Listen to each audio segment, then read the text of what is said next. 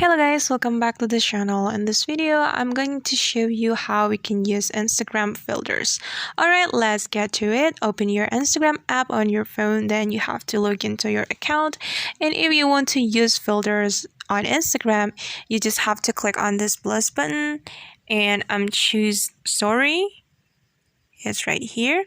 And then there will be a lot of filters you can use, and you just have to scroll all the way to the right like this. And if you want to take a picture with this filter, you just have to click on this button. And you can also use the insta filters by sliding your screen to the left like this, and you can choose the filter that you like.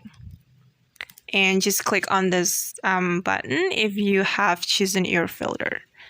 Okay guys, that's how we can use Instagram filters. I hope this video will help you. Thanks for watching. Bye.